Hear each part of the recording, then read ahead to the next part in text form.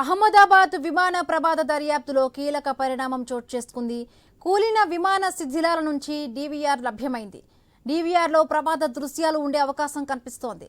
Digital video రికార్డును Gujarat ATS అధికారులు స్వాధీనం చేసుకున్నారు. అటు ఫోరెన్సిక్ నిపుణులు ఘటనా స్థలంలో ఆధారాలు సేకరిస్తున్నారు.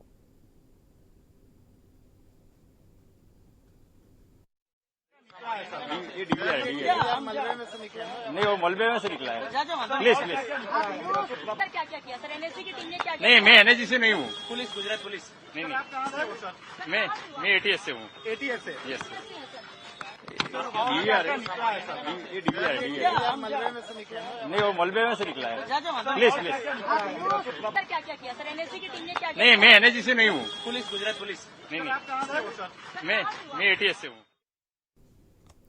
అహ్మదాబాద్ విమాన ప్రమాద దర్యాప్తులో కీలక పరిణామం చోటు చేసుకుంది. శిథిలాల నుండి డీవీఆర్ లభ్యమైనట్టుగా కూడా తెలుస్తోంది.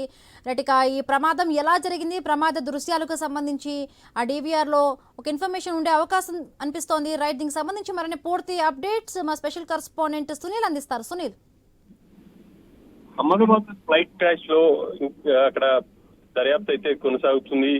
ఇప్పటికే ఏవియేషన్ అధికారులతో పాటు స్పెషల్ ప్రొటెక్షన్ ఫోర్స్, పోలీసులు, ఏటీఎస్ వీళ్ళంతా కూడా అక్కడ దర్యాప్తును అయితే కొనసాగిస్తా ఉన్నారు. కాసేపటి క్రితమే ATS Gujarat ATS team AI-171 Boeing సంబంధించి శిథిలాల కింద డిజిటల్ వీడియో రికార్డు స్వాధీనం చేసుకున్నట్టు తెలుస్తుంది. ఈ డీవీఆర్ లో ఫ్లైట్ లో చివరి మూమెంట్ లో ఏం జరిగింది ఏంటి అనేది కూడా మొత్తం రికార్డ్ అయ్యే అవకాశం ఉన్నట్టు తెలుస్తుంది.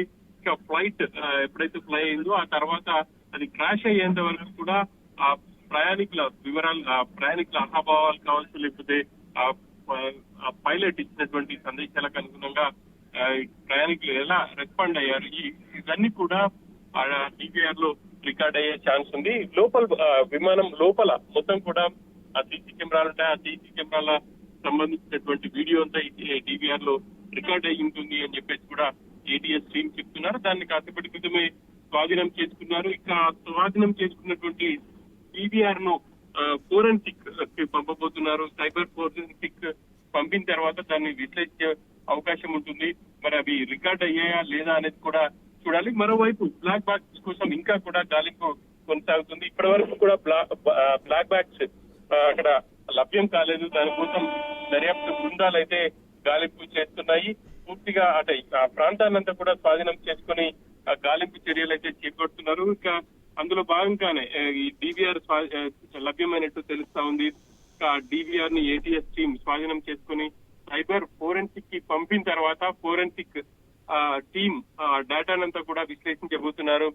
ఇక ఢిల్లీ నుంచి ఫ్లైట్ బయలుదేరింది. ఆ ఢిల్లీ నుంచి అహ్మదాబాద్ వచ్చింది. ఆ తర్వాత అహ్మదాబాద్ నుంచి బయలుదేరిన కాసేపటికే క్రాష్ అయింది. కాబట్టి ఈ డేటా అంతా కూడా అందులో రికార్డ్ అయ్యే అవకాశాలు అయితే స్పష్టంగా తెలుస్తుంది. సో ఇక మరి సైబర్ ఫోరెన్సిక్ విశ్లేషించిన తర్వాత ఏం జరిగింది అనేది కొంత మేరకు సమాచారం వచ్చే అవకాశం ఉంది.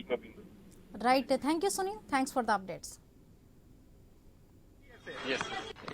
डीवीआर है। ये डीवीआर मलबे में से निकला नहीं, वो मलबे में से निकला है। प्लीज प्लीज क्या क्या किया सर? एनएसजी की टीम ने क्या नहीं, मैं एनएसजी से नहीं हूँ। Police, Gujarat police. नहीं मैं एटीएस से हूँ। एटीएस से